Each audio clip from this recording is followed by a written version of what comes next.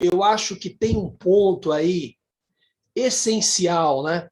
Aí pegando essa obra fantástica, né, dialética do esclarecimento, tem a questão da indústria cultural. Porque nós temos o capital já dominou os corpos, o capital já dominou as almas, né? Já os controla. E aí eu te pergunto o seguinte: a indústria cultural, ela faz as cabeças? É isso? Para esse circuito todo continuar operando das 8 às 10, das 5 às 10 da noite?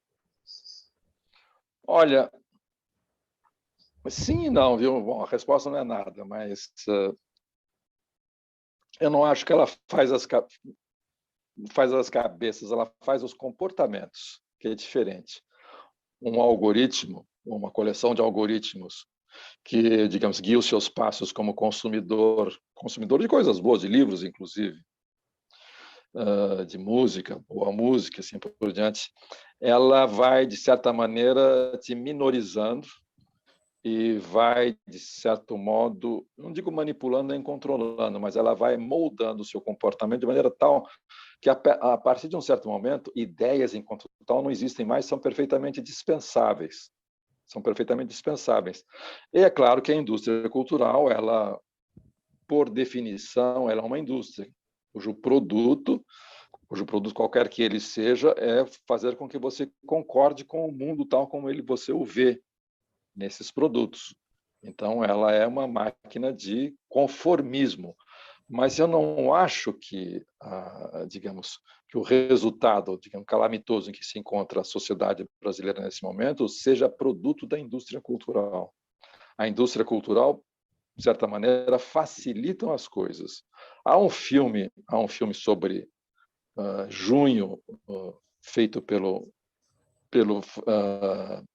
Francisco Bosco, que tem um livro chama A Vítima tem sempre razão, e ele fez um filme sobre o Junho, e ele disse, aí eu vou te dar razão, aí a indústria cultural pesa, mas num outro sentido. Ela é mais sutil do que simplesmente as bobagens que você é obrigado a engolir quando fica sentado uma hora diante de uma televisão, ou pior ainda, fica horas e horas navegando em redes culturais, ouvindo opiniões as mais estapafúrdias pipocar do lado para cá, com as quais você tende a concordar. Mas eu não acho que existe um master plan conduzindo tudo isso. Mas, enfim, voltando a esse filme, ele diz o seguinte: como é possível compreender que em junho de 2013 uma rebelião popular contra o estado calamitoso em que se encontrava a sociedade brasileira, no que diz respeito, por exemplo, à proteção social, saúde, educação, transporte, salários, assim por diante, tenha se transformado da noite para o dia numa insurgência de extrema-direita que culminou na eleição do Coiso. Como é que foi possível isso? Aí, num determinado momento, ele diz o seguinte: olha, essa população que foi às ruas, aí, o argumento é ambíguo, ele não leva até as últimas consequências, mas é ambíguo, porque a mesma população que foi às ruas, não foi toda a população, uma fração dela, mas enfim, mas significativo, foram milhões de pessoas no Brasil inteiro durante meses, não foi apenas uma semana de rebeldia em São Paulo. Essa mesma população que foi às ruas, portanto, tinha energia suficiente para protestar e enfrentar a pauleira, o pau que a polícia baixou sem dor nem piedade no lombo de todo mundo. Essa mesma população, há anos, ela está siderada em televisão no Brasil, para ver televisão, e muitas horas por dia. Aí ele remete a um filme, a um documentário do Eduardo Coutinho. Esse documentário do Eduardo Coutinho, que não me lembro mais o título dele. Esse documentário do Eduardo Coutinho foi feito em meados da primeira década dos anos 2000. É simplesmente 12 horas vendo televisão. Ele não tem um comentário, não tem uma edição, ele vai superpondo o que você vê nas vários canais de televisão aberto e nos canais fechados de televisão. Não há ninguém que, digamos, suportando, contemplando aquelas 8 horas de imagens não desenvolva um imaginário, aí é puro Lacan, um imaginário, isso é uma ausência de pensamento que deságua na violência. Então, a população que foi, de certa maneira, educada pela televisão, assim como na era Vargas foi educada pelo rádio, pela Rádio Nacional e pela Rádio Mayrink Veiga, e antes da era Vargas pelos jornais da burguesia, que foi educada desta maneira, isso provoca qualquer que seja o programa, de tudo. Então, no filme do Coutinho tem tudo, de tudo, desde coisa boa até lixo vomitivo, mas tem tudo. É uma sequência, é um dia 24 horas de TV. 24 horas de TV. Ela faz com que ela provoque aquilo que uma filósofa chamada Hannah Arendt chamada o vazio de pensamento, que você só tem imagem. Quando você só tem imagem, a imagem já vem feita, ela não tem buraco nenhum que te faça pensar. Ela já vem com a solução. A imagem não admite réplica, como diria o Guy Debord. A imagem está pronta. Ora, esse exercício cotidiano, durante uma ou duas gerações, faz com que a ideia de pensamento ou de discernimento para a qual servia a filosofia nos seus antigos tempos tenha desaparecido do cenário. Então, essa energia que foi para as ruas é, ao mesmo tempo, a energia que era a expressão de uma ausência de pensamento. Portanto, ela poderia ir para um lado e para o outro.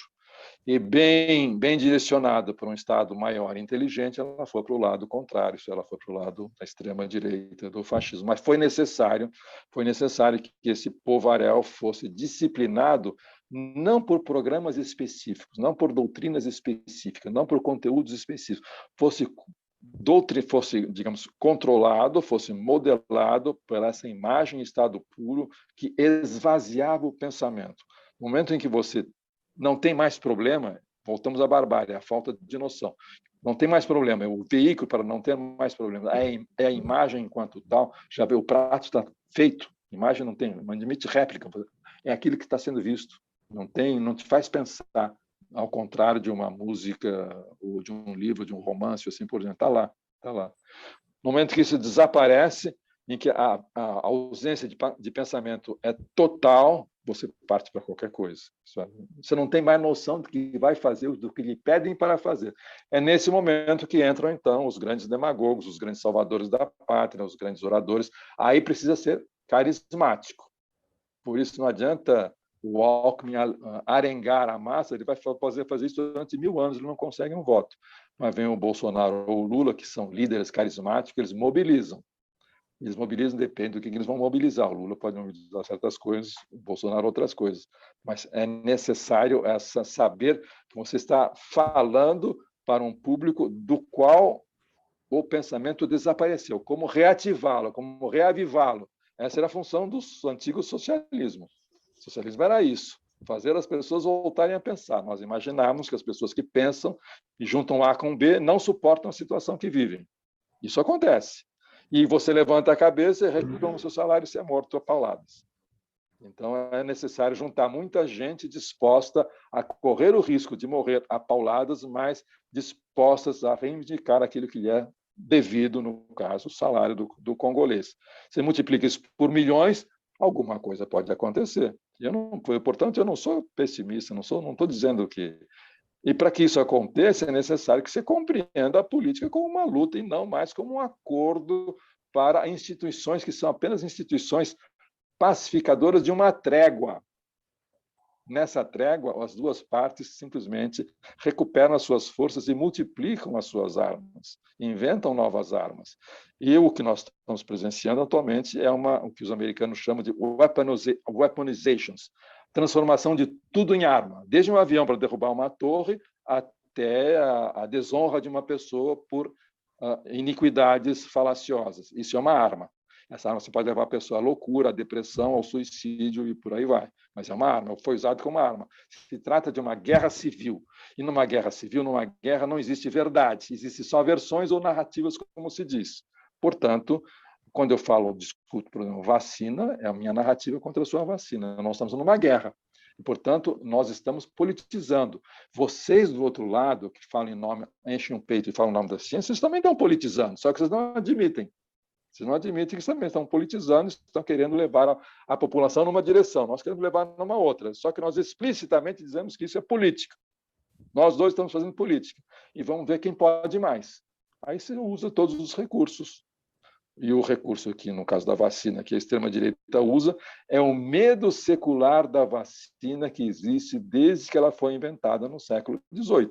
Como é que no século XVIII, meados do século XVIII, seja um inglês ou seja um francês, ia convencer um camponês ou um pequeno burguês citadino de Paris ou Londres que se eu pegar um vírus, ou eu não sabia que nome eles dão, um micróbio, em pequena quantidade e inocular em você esse micróbio dessa doença que está matando todo mundo, você vai ficar imunizado para todo sempre?